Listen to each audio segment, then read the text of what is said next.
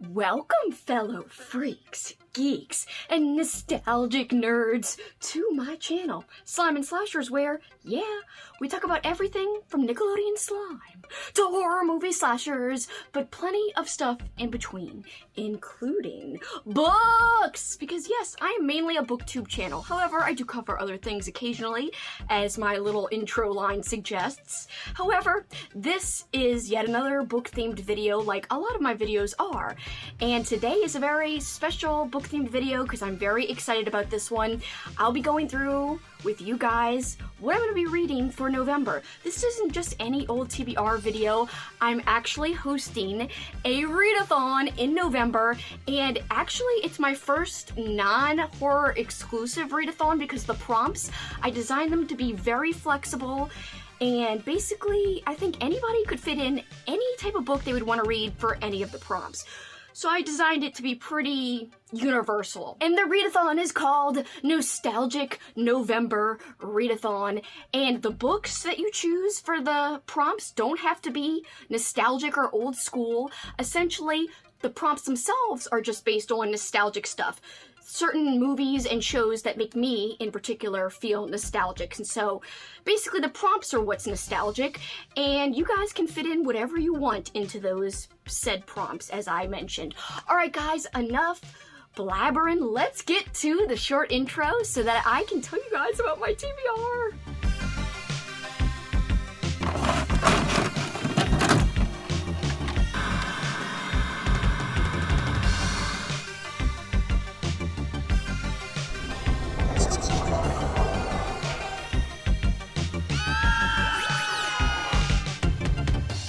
Welcome back, guys! I am so pumped! Okay, if you missed my announcement video, I released that a couple of weeks ago. I will link it down below in the description. And included in that announcement video are, of course, all the prompts, but lots and lots of book recommendations. So if you guys are stuck on what you want to pick for certain prompts, check out that video. Now, most of my recommendations are horror themed, but again, it is not a horror exclusive readathon. You can read whatever you want. So a lot is explained in that video, so please go check it out if you missed it, because it might give you a little bit of insight, might give you a little bit of background about certain prompts, and it might give you some more information about how loose to be with the prompts, because I think you can be as loose as you want. I'll explain. I am going to go through the prompts today, but again, I won't be recommending any other books besides what's on my TBR. If you want any kinds of recs, especially horror recs, check out that other video as I mentioned. Alright guys, if you've been watching my videos this October, I have been mentioning this Halloween binder of mine quite a bit. I look at this every year. I keep my TBRs in here, I keep my movie watch lists, I keep my activity lists. Recently, the last 2 years, I've kept my channel stuff in here in terms of what kind of content I want to release for October. So like my schedule, my tentative schedule, but I will not be using Kelsey's Halloween binder for this video. However, the binder did inspire me to create a content binder. It's very boring right now. It's got the generic stupid paper that comes with it, but I am going to print out something cool, and I have all my Nostalgic November stuff in here. So guys, in that video I referenced, the announcement video, I also have a Google Drive linked with documents such as a printable, and there's two versions of the printable. There is the actual filled out version of the printable, but there's also a modified printable where it says choice and you could write in your choices. As you can see here, I have written my choices in pencil in case stuff changes. I also have the list of prompts in that folder, and I have Instagram photos, so like a bingo board or a tic-tac-toe board that you can use to post on Instagram, whether that be in your stories or, you know, as an actual post. So, without further ado, I will get into my TBR, and I've got some more announcements to make along the way. Okay, first up, prompt number 1. Read a book with old technology on the cover or in the story. For my choice, I could have picked Scanlines by Todd Kessling, which I do want to read, but I actually found a very intriguing story that I've heard nobody talk about, so I decided to pick this, and it's on Kindle Unlimited. It's called Transfer by Terry M. West, and it takes place at like a video transfer place, and it just reminds me a little bit of the idea, or at least of the movie, The Ring. And I have not read the book The Ring yet, but it reminds me of the movie specifically, what I've read of the plot thus far. And so I can't wait to get to it. I don't want to say too much about it because I don't know too much about it. It is a very short book. I think it's a novella. And again, I'm going to be checking that out on Kindle Unlimited. Next prompt is my Page Master prompt. Read a book about books, or a book featuring books, authors, writing in the story, or a book that is set in a library or bookstore. So again, you could find plenty of books to fit this prompt, including, I didn't mention this in my recommendation video, if you are a romance lover, I know for sure, I've heard Gabby Reads talk about Book Lovers, I think it's called. That is a romance, and that has to do with books. So that would work as well. So yes, you don't have to go the horror direction, as I've been saying this entire video. So I actually need your help with this, guys. I have 2 possible book choices for my prompt for this one. I really want to read both, but I want to know what you guys think I should definitely read and make sure I get to. All right, here are my 2 choices. In a perfect, awesome, amazing reading world, I would be able to definitely get to both of these. However, I have no idea because I have 9 prompts and 10 prompts if you include my bonus/replacement prompt that everyone doesn't have to do. Again, for more details about what that means, you could check out the announcement video. But I am choosing between The Mysterious Matter of I Am Fine, which is a spoof on R.L. Stine. So it's these kids, the central premise, they are noticing that accidents are befalling all these kids who just all happen to have read a I Am Fine book. So the kids have to get down to the mystery. Why is this happening to people who are reading I Am Fine's books? This is an old school middle grade book. You could see it's rather short. I know the print is going to be big, and it is. And this was printed originally in 2002. I actually thought it was older than that. Oh, I'm sorry, 2001. But I really, really, really would love to get to this. And I probably will because it's so short. The next one that I am going to try to get to as well is The Library at Mount Char by Scott Hawkins. Carolyn knows she's a little bit odd, but she figures that's only natural when she spent her life locked away in an infinite library, forced to study at the feet of a man who might be God. She's seen her share of terrible things in those years, even died a few times herself. Steve tries hard to be an ordinary guy, and he's doing a pretty good job. Until Caroline shows up in his life with a tempting offer, a pair of red rubber galoshes and exactly $327,000. Soon he finds himself swept up in a war waged on a scale he can barely comprehend as powerful forces battle for control of the library and the future of the universe itself. Intriguing as hell. I've heard great things about this. I heard it's odd, but that it's really good. Next prompt is based off of Buffy the Vampire Slayer, and I am a very big fan of Buffy. And this prompt says to read a book or a story with a female protagonist, or a book or story written by a woman. For this one, I am choosing Big Bad by Lily Anderson. This is brand new. It just came out in September. Demondale, California, 1999. Like Sunnydale, but a whole lot more evil. Step into this alternate reality where chaos reigns supreme.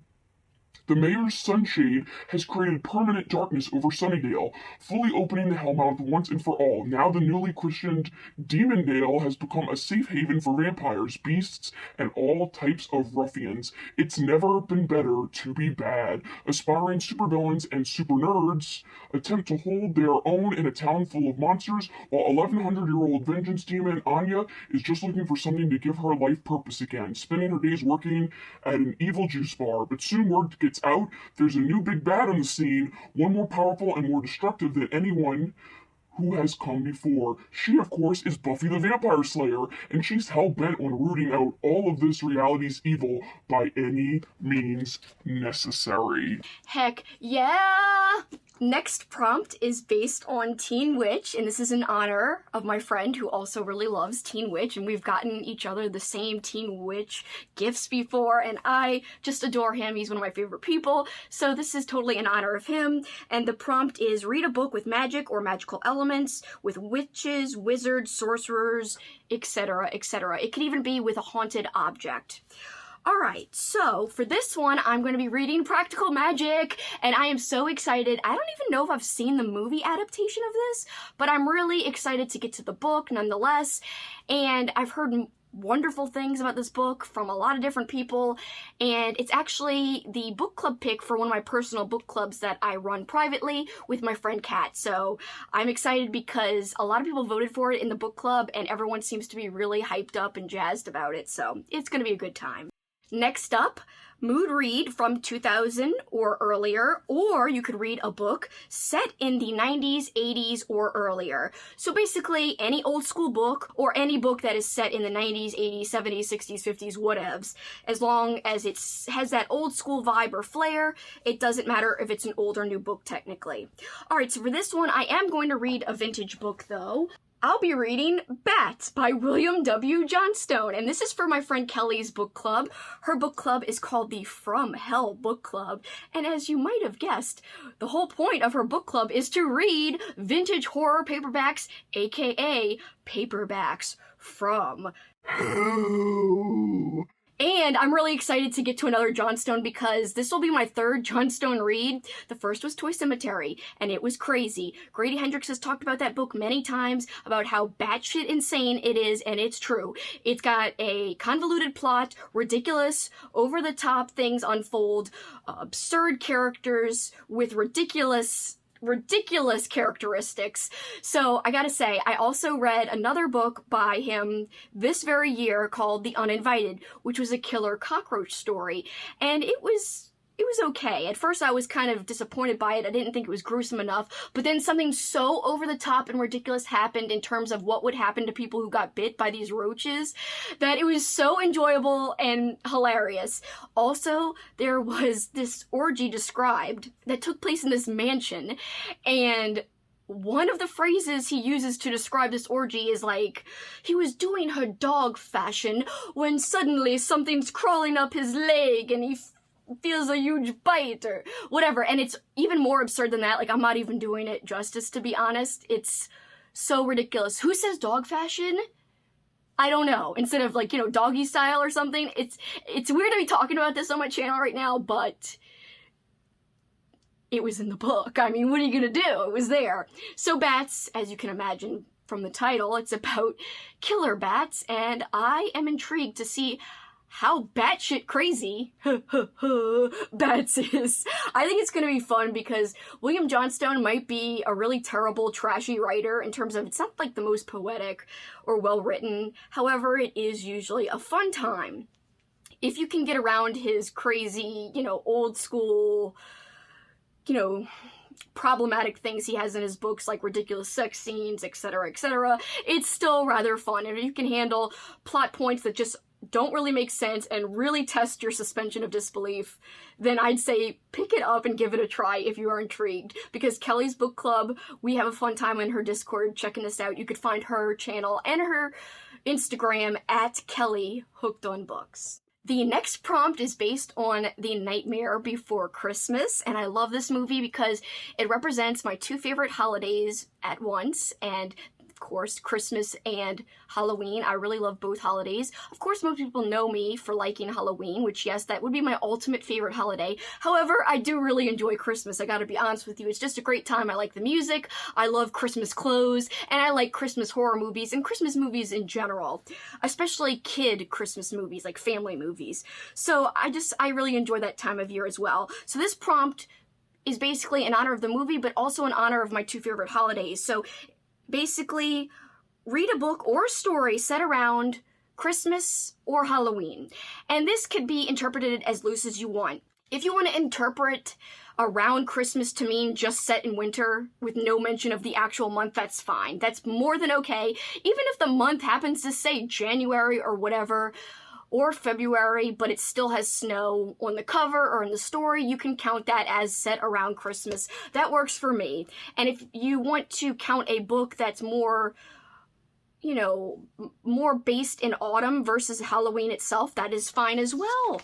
So yeah, just interpret that the way you want. For my choices for this, I have two choices, and they both happen to be Christmas books, which was not on purpose at all. I need you guys' help on picking which one to read. I found a book that I've never heard of before, so you gotta let me know which one of these you want me to read. Alright, first choice, Silent Night 2 by R.L. Stine. Of course, this is a wonderful Fear Street book. I have not read this one yet, but I did read Silent Night 1, the first Silent Night, last year during December. So I thought, why not, either in November for my readathon or in December. By the way, keep your calendars open for December because somebody might be hosting another event with some friends. So wink, wink, leave your calendars open. So yeah, I could read this or save it for another month. Or I could read this book that I've never heard about before. This book is called The Nutcracker Bleeds, and I am just so intrigued by this. So, London, 1905, it begins when a toy maker comes bearing a unique Christmas gift for his favorite niece, Olivia, a handsomely carved Nutcracker doll. Anne, Olivia's young governess, believes that a girl of 14 is much too old for toys. Olivia, however, refuses to grow up. She cares for the dolls as if they are her dear friends. They speak to her. Anne merely humors the girl's pleasures. She has never had much use for fantasy.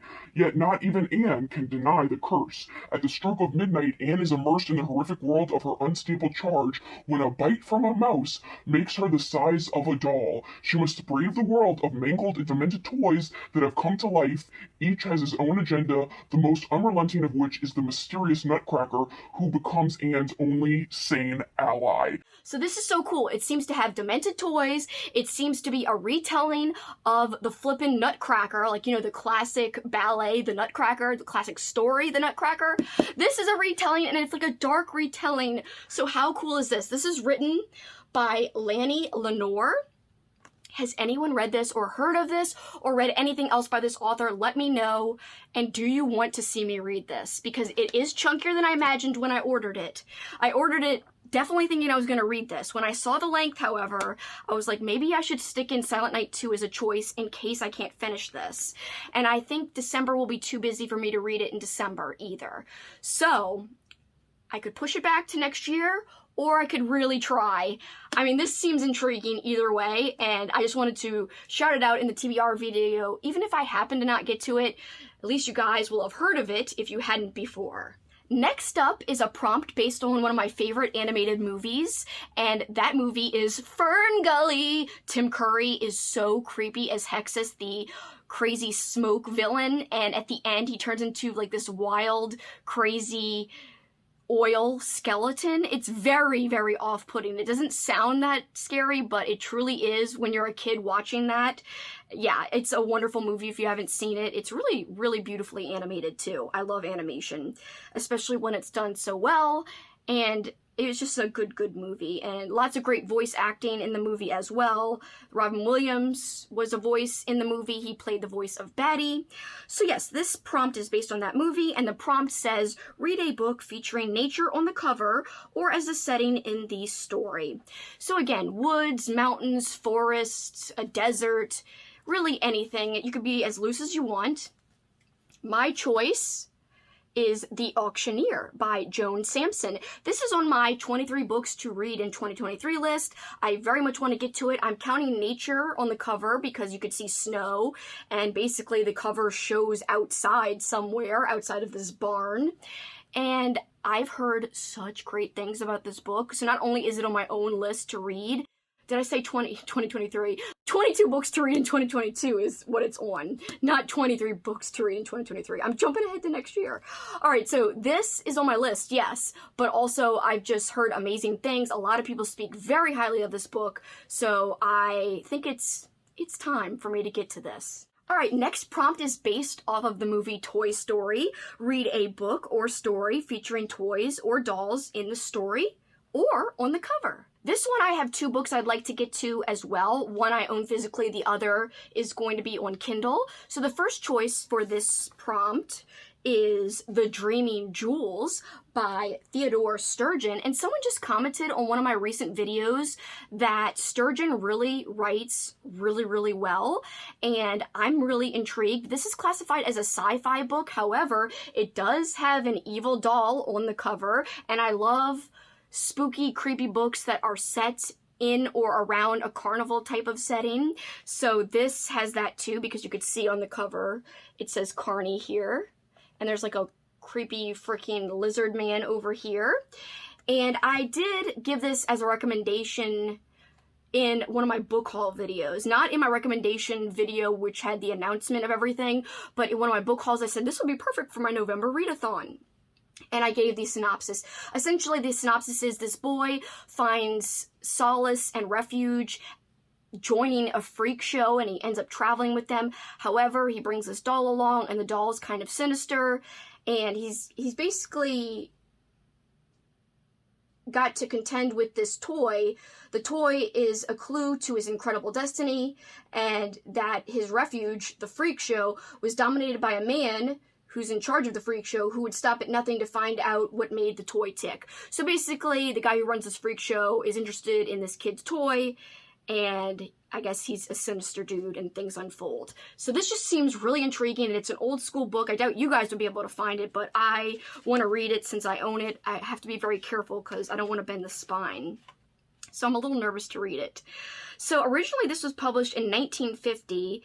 This edition is from 1977. The other book on my list, which I might just read in addition to that other one anyway, because this one is so short, it's called The Bear Who Wouldn't Leave, and it's about 104 pages. I'll just read it on Kindle. I've heard good things about this book from a few different people across BookTube, I think, if I'm remembering the right book.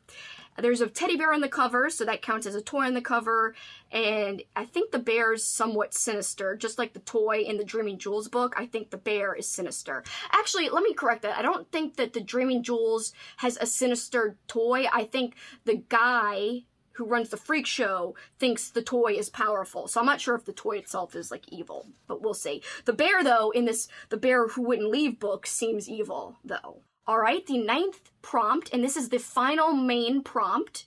And guys, you can do as many or as few prompts as you want. You can get 3 in a row and try to get, tic-tac-toe or bingo. Or you could just do 1 prompt if you just want to say you participated but you don't want to be overwhelmed. That's okay. If you want to do a whole blackout of the board and do all 9, you could do that. There's actually a 10th optional prompt that you could use to replace any of these 9, or use it as a bonus and do it in addition. So if you really want to go ham, as I like to say, then you can try to do all 10 prompts. So all 9 main ones and the 1 bonus to make 10 total. All right, but the 9th prompt, the final main prompt, is read a coming-of-age story or a story featuring kids versus evil, or kids versus a killer. And this prompt is based off of Boy Meets World. I love Boy Meets World. And Corey Matthews, he used to learn about the world from his friends, his family, and Mr. Fine. So yeah, I just thought this would be perfect to honor Boy Meets World. Such a great show. I could watch that all day. And it's a coming of age show, in my opinion. So I think it fits perfectly with making a prompt about a coming of age book. Horror or non-horror, it doesn't matter. And this is where I need you guys' help the most. So I went on a search for great coming-of-age horror books. Since I like to read horror, I tried to stick in the horror realm. You don't have to. So for this one, I found 3 options. 1 is not in my possession right now, but it will be. So I want you guys to tell me which one you think I should read out of these 3. And how I chose these 3 was basically, I wanted a shorter coming-of-age book. A lot of times coming-of-age books are very, very long. They're great summer reads usually, but I wanted something shorter. So I specifically was looking for things with shorter page counts. All right, so first option is Jedi Summer by John Bowden. A boy and his little brother wander through the loosely stitched summer of 1983. It was a magical one, full of sun and surrealism, of lessons and loss, and of growing up and figuring it out. Nestled in the mountains of Pennsylvania in a small town unlike any other, things are strange here, always have been. People die but hang around, pets too.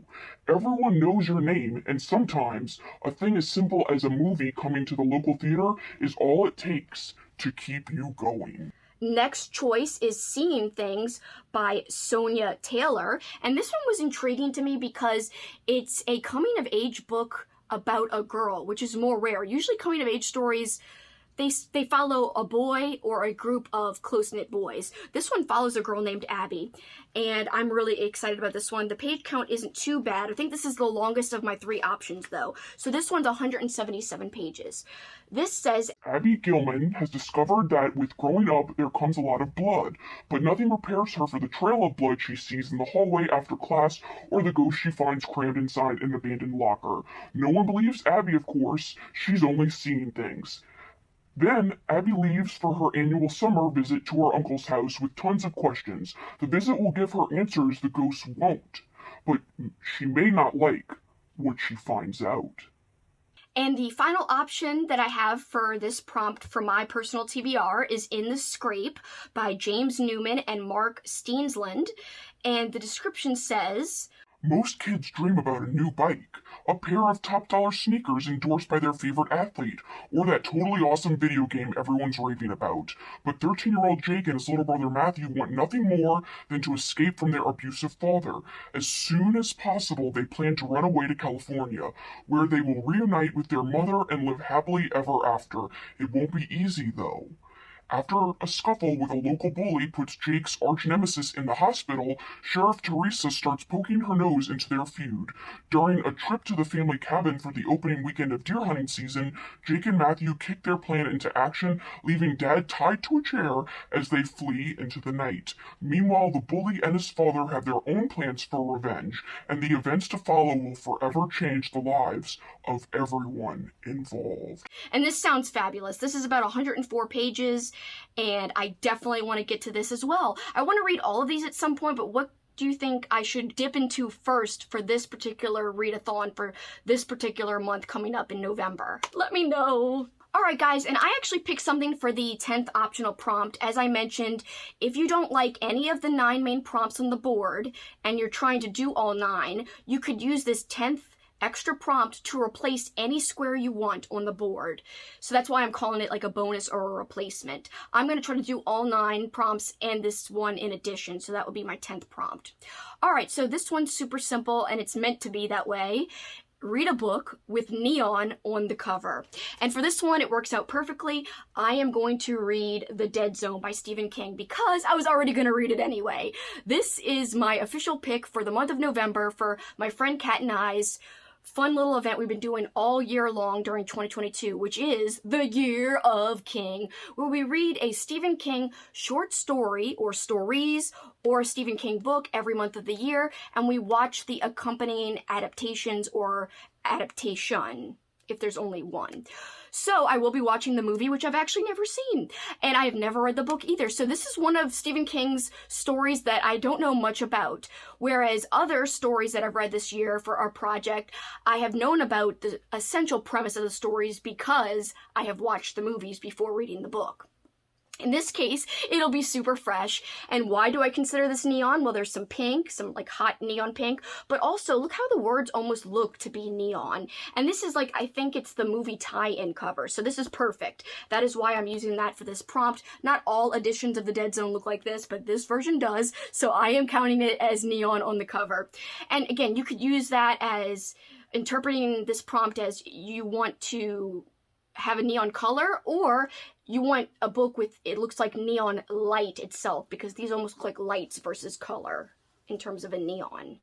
Okay guys, that is my TBR. I am so pumped for everything I've picked out. I am so excited. Guys, are you going to be participating in this readathon? Please let me know in the comments below. I am super excited and intrigued if people are going to join in. I do have an official hashtag that can be used for this readathon. And my friend Amber over at Secondhand Reader, check her out.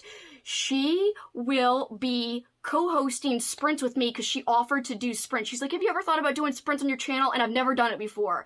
So she wants to do it for my readathon. And if she wants to do it on her channel, I'll gladly go on her channel too. Or, you know, whatever, vice versa. So stay tuned for that. Stay tuned to my community tab. I also have a Discord, which is linked below.